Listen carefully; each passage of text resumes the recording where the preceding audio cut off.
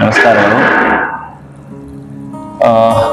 ಎಲ್ಲ ದೇವಸ್ಥಾನಗಳು ಅದರಲ್ಲಿನೂ ಕೂಡ ಶಿವಾಲಯಗಳಲ್ಲಿ ಶಿವಲಿಂಗದ ಮುಂದೆ ನಂದಿ ಇರೋದನ್ನ ತಾವೆಲ್ಲನೂ ಕೂಡ ನೋಡಿರ್ತೀರಿ.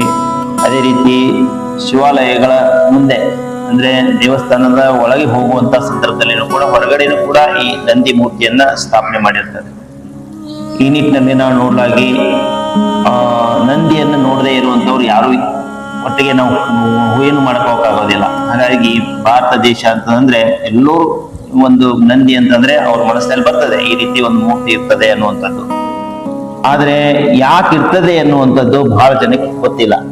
ಸಾಮಾನ್ಯವಾಗಿ ಏನ್ ಮಾಡೋದು ಅಂತಂದ್ರೆ ಶಿವಾಲಯಕ್ಕೆ ಹೋದ್ರೆ ನಂದಿ ಕಿವಿ ಒಳಗೆ ನಾವ್ ಏನಾದ್ರು ಹೇಳಿದ್ರೆ ಶಿವನಿ ಎಲ್ಲ ಮುಟ್ತದ ಅನ್ನುವಂಥದ್ದು ವಿಚಾರ ಅಂತಂದ್ರೆ, ಆದ್ರೆ ವಾಸ್ತವದಲ್ಲಿ ನಮ್ಮ ಒಂದು ಭವಿಷ್ಯವನ್ನ ಒಟ್ಟಾರೆ ಹಿಂದಿನಿಂದ ನಿರ್ಮಾಣ ಮಾಡೋಕೆ ಈ ನಂದಿಯ ಕೊಡುಗೆ ಏನಿದೆ, ಅದೇ ರೀತಿ ಮುಂದಿನೂ ಕೂಡ ನಮ್ಮ ಭವಿಷ್ಯವನ್ನ ನಾವು ಚೆನ್ನಾಗಿ ನಾವು ಕಟ್ಕೋಬೇಕಾಗಿತ್ತು ಅಂತಂದ್ರೆ ಈ ನಂದಿಯ ಅವಶ್ಯಕತೆ ಎಷ್ಟಿದೆ ಅನ್ನುವಂಥದ್ದು ಬಹಳ ಜನಕ್ಕೆ ಗೊತ್ತಿಲ್ಲ ಅಂತ.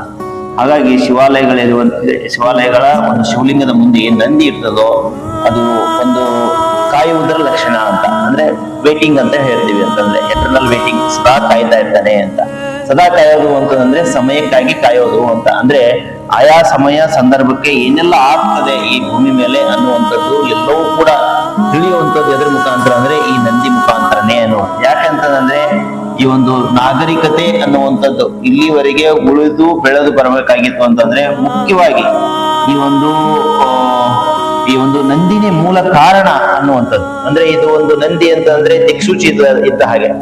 ಅಂದ್ರೆ ಒಂದು ಹಡಗು ಅಂತ ತೆಗೆದುಕೊಂಡ್ರೆ ಅದಕ್ಕೆ ದಿಕ್ಸೂಚಿ ಇಲ್ಲ ಅಂತಂದ್ರೆ ಹಡಗು ಎಲ್ಲಿ ಹೋಗಿ ಮುಟ್ತದೋ ನಮ್ಗೆ ಗೊತ್ತಿಲ್ಲ. ಅದೇ ರೀತಿ ಒಂದು ಸಮಾಜ ಅಂತ ಹೇಳಿ ನಾವು ತೆಗೆದುಕೊಂಡ್ರೆ ಈ ನಂದಿ ಸಂಪತ್ತು ಅನ್ನೋದು ಇಲ್ಲ ಅಂತಂದ್ರೆ ಈ ಸಮಾಜ ಎಲ್ಲಿ ಹೋಗಿ ಮುಟ್ತದೆ ಅನ್ನೋದು ಗೊತ್ತಿಲ್ಲ ಅಂತ. ಹಾಗಾಗಿ ಒಂದು 20 ವರ್ಷಗಳಲ್ಲಿ ಏನಾಗ್ತಾ ಇದೆ, ಒಂದು ನಮ್ಮ ಗ್ರಾಮಗಳಲ್ಲಿ ನಂದಿ ಸಂಪತ್ತು ತೀವ್ರಗತಿಯಲ್ಲಿ ಕ್ಷೀಣಿಸ್ತಾ ಬರ್ತಾ ಇರುವಂತದ್ದು. ಎಷ್ಟೆಲ್ಲ ಇದ್ರ ನಂದಿ ಸಂಪತ್ತು ಕಡಿಮೆ ಆಗ್ತಾ ಬರ್ತಾ ಇದೆಯೋ ಅಷ್ಟೆಲ್ಲ ರೋಗ ರುಜಿನಗಳು ಪ್ರತಿಯೊಂದು ಗ್ರಾಮಗಳಲ್ಲೂ ಕೂಡ ಹೆಚ್ಚಿಗೆ ಆಗ್ತಾ ಇರುವಂತದ್ದು. ಹೀಗಾಗಿ ನಾವು ಇವಾಗ ನಂದಿ ಕೂಗು ಅನ್ನುವಂತ ಅಭಿಯಾನವನ್ನ ಪೂಜ್ಯ ಶ್ರೀ ಸಿದ್ದೇಶ್ವರ ಅಪ್ಪಾಜಿಯವರ ಒಂದು ಪ್ರೇರಣೆಯಿಂದ ಈಗಾಗಲೇ ಪ್ರಾರಂಭ ಮಾಡಿರುವುದಿದೆ. ಅದರ ಜೊತೆಯಲ್ಲಿ ನಂದಿ ಸೇನೆ ಸಂಘಟನೆ ಎನ್ನುವಂಥದ್ದನ್ನ ಪ್ರಾರಂಭ ಮಾಡಿದ್ದಿದೆ. ಇದರ ಅಂಗವಾಗಿ ಯಡಿಯೂರದಿಂದ ಶ್ರೀಶೈಲ ಮಲ್ಲಯ್ಯನ ಒಂದು ಸನ್ನಿಧಾನದವರೆಗೆ ನಂದಿ ಸೇನೆ ರಥಯಾತ್ರೆಯನ್ನು ಕೂಡ ಹಮ್ಮಿಕೊಳ್ಳಲಾಗಿದೆ. ಇದರ ಒಂದು ಚಾಲನೆಯನ್ನ ಉಪರಾಷ್ಟ್ರಪತಿಗಳು ನೀಡಿದ್ದಾರೆ ಮತ್ತು ಅದರ ದಿವ್ಯ ಸಾನ್ನಿಧ್ಯವನ್ನು ವಹಿಸಿಕೊಂಡಂತವರು ಶ್ರೀಶೈಲ ಜಗದ್ಗುರುಗಳು. ಹಾಗಾಗಿ ಇಲ್ಲಿ ಮುಖ್ಯವಾಗಿ ಅಂತಂದ್ರೆ ಇದು ಯಾಕೆ ನಡೀತಾ ಇದೆ ಅಂತಂದ್ರೆ ಇದು ಈಗ ನಾವು ನಂದಿಯನ್ನ ಇದೇ ರೀತಿ ನಾವು ಕಳ್ಕೊಂಡು ಹೋದ್ವಿ ಅಂತಂದ್ರೆ ಭಯಾನಕವಾದಂತ ಒಂದು ವಾತಾವರಣವನ್ನ ನಾವು ಎದುರಿಸಬೇಕಾಗ್ತದೆ ಅನ್ನುವಂತ ಒಂದು ಸ್ಪಷ್ಟವಾದಂತ ಸಂದೇಶವನ್ನ ನೀಡೋದಕ್ಕಾಗಿನೇ ಇದು ನಂದಿ ಸೇನೆ ಸಂಘಟನೆ ಹುಟ್ಟುಕೊಂಡಿರುವಂತದ್ದು. ಹಾಗಾಗಿ ಪ್ರತಿಯೊಬ್ರು ಕೂಡ ಯಾವುದೇ ಒಂದು ಶಿವಾಲಯಕ್ಕೆ ಹೋದ್ರೂ ಕೂಡ ಈ ನಂದಿಯನ್ನ ನೋಡಿದಾಗ ತಿಳ್ಕೊಬೇಕು, ಎಲ್ಲರೂ ವಿಚಾರ ಮಾಡಬೇಕು ಯಾಕೆ ಇಟ್ಟಿದ್ದಾರೆ ಅನ್ನುವಂಥದ್ದು. ಅಂದ್ರೆ ಭವಿಷ್ಯ ಇದ್ರ ಮೇಲೆ ನಿಂತಿದೆ ಅನ್ನೋದು. ಅಂದ್ರೆ ರೋಗ ರುಜಿನಗಳು ಹೆಚ್ಚಿಗೆ ಆಗೋದು ಮತ್ತು ಕಡಿಮೆ ಆಗೋದು ಎದ್ರ ಮೇಲೆ ಅಂತಂದ್ರೆ ಇದ್ರ ಮೇಲೆನೆ. ನಾಗರಿಕತೆ ಉಳಿದು ಬೆಳೆಯೋದು ಅಥವಾ ನಾಗರಿಕತೆನೇ ನಶಿಸಿ ಹೋಗೋದು ಎದ್ರ ಮೇಲೆ ಅಂತಂದ್ರೆ ಈ ನಂದಿ ಮೇಲೆನೆ ಅನ್ನೋದು. ಹಾಗಾಗಿ 12ನೇ ಶತಮಾನದಲ್ಲಿ ಏನು ಒಂದು ಆಧ್ಯಾತ್ಮಿಕ ಕ್ರಾಂತಿ ಆಯಿತೋ ಅದಕ್ಕೆ ಮೂಲ ಸೂತ್ರ ಎದ್ರ ಮೇಲೆ ನಿಂತಿದೆ ಅಂದ್ರೆ ಈ 4 ಕಾಲಿನ ಬಸವಣ್ಣನ ಮೇಲೆನೆ. ಯಥೇಚ್ಛವಾಗಿ ಆ ಸಂದರ್ಭದಲ್ಲಿ ಈ ನಂದಿ ಆಧಾರಿತವಾಗಿ ಸಮಾಜ ಬೆಳೆದಂತ ಕಾರಣಕ್ಕಾಗಿ ಒಂದು ಬಸವಣ್ಣವ್ರು ಹಿಡಿದು ಎಲ್ಲಾ ಏನು ಶರಣರು ಸಂತರು ಎಲ್ಲರೂ ಕೂಡ ಆ ಸಂದರ್ಭದಲ್ಲಿ ಹೊರಬಂದ್ರು. ಅದಕ್ಕೆ ಮೂಲ ಕಾರಣ ಅಂತಂದ್ರೆ ನಂದಿ ಶಕ್ತಿನೇ ಅನ್ನುವಂಥದ್ದನ್ನ ಇತಿಹಾಸ ಹೇಳ್ತದೆ. ಅದೇ ರೀತಿ ಇಂದಿನ ಆಧುನಿಕ ವಿಜ್ಞಾನ ಹೇಳ್ತದೆ ಅನ್ನುವಂಥದ್ದು. ಹಾಗಾಗಿ ವಿಶ್ವಗುರು ಬಸವಣ್ಣ ಅವರೇ ಹೇಳಿದಂತ ಒಂದು ವಚನದ ಒಂದು ಸಾಲು, ಮೊದಲನೇ ಸಾಲು ಒಂದೇ ಒಂದು ತೆಗೆದುಕೊಳ್ಳೋದಾದ್ರೆ, ಕೃಷಿ ಕೃತ್ಯ ಕಾಯಕ ಮಾಡುವ ಸದ್ಭಕ್ತನ ಪಾದವ ತೋರಿ ಬದುಕಿಸಯ್ಯ ಅನ್ನುವಂಥದ್ದು.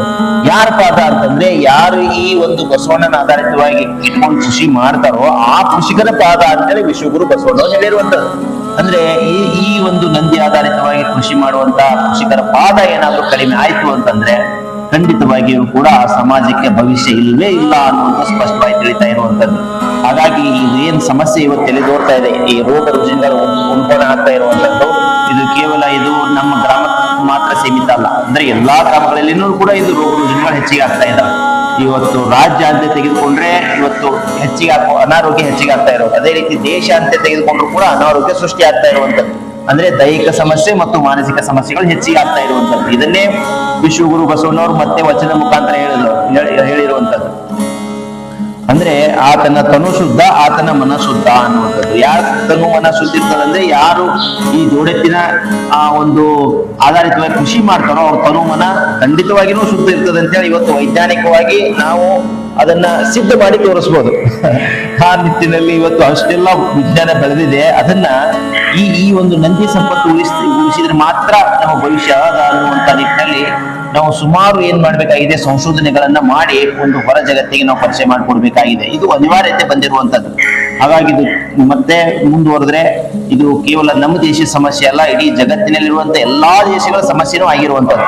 ಆದ್ರೆ ನಮಗೆ ಒಂದೇನಿದೆ ಅಂತಂದ್ರೆ ಭರವಸೆ ಏನು, ಈ ಒಂದು ಏನು ನಂದಿ ಶಕ್ತಿಗೆ ನಾವು ತಲೆಬಾಗ್ತೀವೋ, ನಂದಿ ನಮ್ಮ ಮನೆ ದೇವರಾಗಿದ್ದಾನೋ, ನಂದಿಯನ್ನ ನಮ್ಮ ಜಗಲಿ ಮೇಲೆ ಇಟ್ಟಿದೆಯೋ, ಅವರೆಲ್ಲರೂ ಕೂಡ ನಾವೆಲ್ಲ ನಂದಿ ಸೈನಿಕರು ಅಂತೇಳಿ ನಾವು ಗುರುತಿಸ್ಕೊಂಡು ಇವತ್ತೇನ್ ಮಾಡ್ಬೇಕಾಗಿದೆ, ಇದಕ್ಕಾಗಿ ಪರಿಹಾರವನ್ನು ಕಂಡುಕೊಳ್ಳಕ್ಕೆ ನಾವು ಪ್ರಯತ್ನ ಮಾಡ್ಬೇಕಾಗಿದೆ ಅನ್ನೋದು. ಅಂದ್ರೆ ಈ ಒಂದು ಜೋಡೆತ್ತುಗಳು, ನಂದಿಗಳು, ಜೀವಂತ ನಂದಿಗಳು ಅಥವಾ ಜೀವಂತ ಬಸವನಗಳು ಅದು ಯಾರ ಮನೆಯಲ್ಲೇ ಇರಲಿ, ಆದ್ರೆ ಇರಬೇಕು ಅನ್ನುವಂತ ಮನೋಭಾವನೆ ಪ್ರತಿಯೊಬ್ಬರು ಬರಬೇಕಾದಂತ ಅವಶ್ಯಕತೆ ಇದೆ ಅಂತ. ಅಂದ್ರೆ ಕೇವಲ ಜೋಡೆತ್ತು ಕಟ್ಟೋರು ಅವ್ರ ಸಮಸ್ಯೆ ಅಂತೇಳಿ ಯಾವುದೇ ಕಾರಣಕ್ಕೂ ನಾವು ಇದನ್ನ ನಿರ್ಲಕ್ಷ್ಯ ಮಾಡಿದ್ರೆ ಖಂಡಿತವಾಗಿಯೂ ಕೂಡ ನಮ್ಮ ಮಕ್ಕಳ ಒಂದು ತಟ್ಟೆಗೆ ಏನು ಅನ್ನ ಬರ್ತದೋ ಅದೇ ವಿಷ ಆಗ್ತದೆ ಅನ್ನುವಂಥದ್ದು. ಹಾಗಾಗಿ ಶುದ್ಧವಾದಂತ ಅನ್ನ ನಮಗೆ ಇವತ್ತು ಸಿಗದೇ ಇರುವಂತ ಕಾರಣಕ್ಕಾಗಿನೇ ಇವತ್ತೇನಾಗ್ತಾ ಇದೆ, ಸುಮಾರು ರೋಗ ರುಜಿನಗಳು ಬರ್ತಾ ಇರುವಂತದ್ದು. ಅನ್ನ ಶುದ್ಧವಾಗಿರ್ಬೇಕಾಗಿತ್ತು, ಅದರಲ್ಲಿ ಪೌಷ್ಟಿಕಾಂಶ ಹೆಚ್ಚಿಗೆ ಇರಬೇಕಾಗಿತ್ತು ಅಂತಂದ್ರೆ ಈ ಒಂದು ನಂದಿ ಏನ್ ಮಾಡ್ಬೇಕು, ನಮ್ಮ ಜಮೀನಿನಲ್ಲಿ ಕೆಲಸ ಮಾಡ್ಲೇಬೇಕು ಅನ್ನುವಂಥದ್ದು. ಹಾಗಿದ್ರೆ ಇವತ್ತು ಏನೆಲ್ಲ ತೈಲ ಶಕ್ತಿ ಎನ್ನುವಂಥದ್ದು ಇದೆಯೋ ಅದು ಕೇವಲ ರೋಡಿಗೆ ಅದನ್ನು ಸೀಮಿತಗೊಳಿಸಿ ಇವತ್ತು ಜಮೀನು ಅಂತೇಳಿ ಬಂದ್ರೆ ಆ ಜಮೀನಿನಲ್ಲಿ ಇವನಿಂದನೇ ಉಳುಮೆ ಮಾಡುವಂಥದ್ದು. ಹಾಗಾಗಿ ನಾವು ಸರ್ಕಾರಕ್ಕೆ ಈಗಾಗಲೇ ನಂದಿ ಸೇನೆ ಸಂಘಟನೆ ಮುಖಾಂತರ ಒಂದು ಮನವಿ ಪತ್ರವನ್ನು ಸಲ್ಲಿಸಿದೆ. ಮನವಿ ಪತ್ರ ಅಲ್ಲ, ಇದು ಹಕ್ಕು ಒತ್ತಾಯ ಪತ್ರ ಅನ್ನುವಂಥದ್ದು. ಹಕ್ಕು ಇದು ಅಂದ್ರೆ ರಾಷ್ಟ್ರವನ್ನ ಇಂದ್ರಿಂದ ಉಳಿಸಿ ಬೆಳೆಸ್ಕೊಂಡ್ ಬಂದವ್ರು ನಾವಿದೀವಿ, ಜೋಡೆತ್ತು ಕಟ್ಟಿದವರು. ಅದೇ ರೀತಿ ಮುಂದೂ ಕೂಡ ಉಳಿಸೋರು ನಾವಿದೀವಿ ಅನ್ನುವಂತ ನಿಟ್ಟಿನಲ್ಲಿ ಜೋಡೆತ್ತು ಕಟ್ಟಿದಂತ ರೈತರು ಎಲ್ಲರೂ ಒಗ್ಗೂಡಿ ತಮ್ಮ ಹಕ್ಕೊತ್ತಾಯವನ್ನ ಮಾಡಬೇಕು ಅನ್ನುವಂಥದ್ದು. ಈ ರಾಜ್ಯದಲ್ಲಿರುವಂತ 20 ಲಕ್ಷ ಜೋಡೆತ್ತಿನ ಕೃಷಿಕರನ್ನ ಒಗ್ಗೂಡಿಸಬೇಕು ಅನ್ನುವಂತ ಒಂದು ನಿಟ್ಟಿನಲ್ಲಿನೇ ಈ ನಂದಿ ಸೇನೆ ಅನ್ನುವಂತ ಒಂದು ಸಂಘಟನೆ ಈಗಾಗಲೇ ಬೆಳೀತಾ ಇರುವಂತದ್ದು.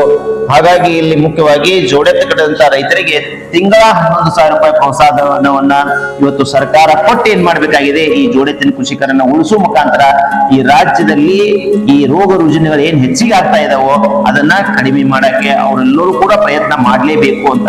ಈ ನಿಟ್ಟಿನಲ್ಲಿ ಯಾರು ಪ್ರಯತ್ನ ಮಾಡಕ್ಕೆ ಮುಂದೆ ಬರ್ತಾರೋ ಅಂತ ನಾಯಕರಿಗೆ ಮಾತ್ರ ಒಳ್ಳೆಯ ಭವಿಷ್ಯ ಅದ ಅನ್ನುವಂಥದ್ದು ಅಷ್ಟೇ ಸ್ಪಷ್ಟವಾಗಿ ತಿಳಿತಾ ಇರುವಂತದ್ದು.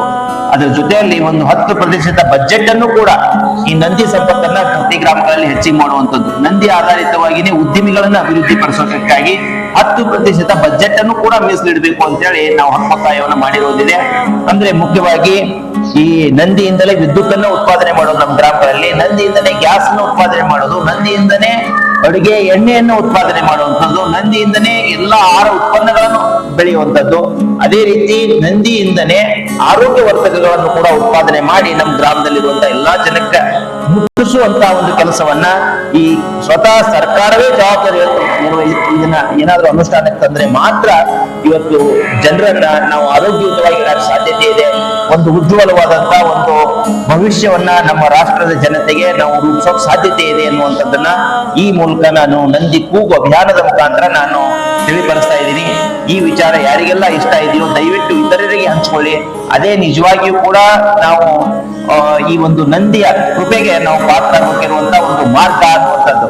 ನಾವು ಕೇವಲ ಈ ಜೀವಂತ ನಂದಿಗಳನ್ನ ನಮ್ಮ ಗ್ರಾಮಗಳಲ್ಲಿ ಉಳಿಸ್ಕೊಳ್ಳದೇನೆ ಕೇವಲ ನಾವು ದೇವಸ್ಥಾನಗಳಿಗೆ ಹೋಗಿ ನಾವು ಎಷ್ಟೇ ಕೈ ಮುಗಿದ್ರು ಕೂಡ ಯಾವ ದೇವರು ಕೂಡ ಏನು ಮಾಡಕ್ ಆಗೋದಿಲ್ಲ ಅನ್ನುವಂಥದ್ದು. ಏನ್ ಕಿಮ್ಯಾಗ ಹೇಳಿದ್ರು ಕೂಡ ಈ ಬಸವಣ್ಣ ಮುಂದೋಗಲ್ಲಿ ಮುಟ್ಟಿಸ್ಬೇಕಾಗಿತ್ತು, ಆ ಕೆಲಸ ಆಗ್ಬೇಕಾಗಿತ್ತು ನಮ್ಮ ಜೀವನದಲ್ಲಿ ಅಂತಂದ್ರೆ ಮುಖ್ಯವಾಗಿ ಏನಾಗ್ಬೇಕಾಗಿದೆ, ಈ ನಂದಿ ಸಂಪತ್ತು ಜೀವಂತ ನಂದಿ ಅಥವಾ ಜೀವಂತ ಬಸವಣ್ಣಗಳು ಈ ಗ್ರಾಮಗಳಲ್ಲಿ ಉಳಿಲೇಬೇಕು. ಅವ ಉಳಿದ್ರೆ ಮಾತ್ರ ಏನಾಗ್ತಾನೆ, ಅದರ ಮುಖಾಂತರ ಈ ಒಂದು ಗ್ರಾಮದಲ್ಲಿ ಎಲ್ಲಾ ರೀತಿಯ ಒಂದು ಜೀವಂತಿಕೆಯನ್ನ ಹೆಚ್ಚಿಗೆ ಮಾಡಿ ನಮ್ಮ ಜೀವಂತಿಕೆಯನ್ನು ಕೂಡ ಈ ಬಸವಣ್ಣ ಹೆಚ್ಚಿಗೆ ಮಾಡಕ್ ಸಾಧ್ಯತೆ ಇದೆ. ಹಾಗಾಗಿ ಏನೇ ಪ್ರಶ್ನೆಗಳಿದ್ರು ಕೂಡ ನಮ್ದೇ ಆದಂತ ಒಂದು ವೆಬ್ಸೈಟ್ ಇದೆ, missionsavesoil.com ಅಂತ, missionsavesoil.com.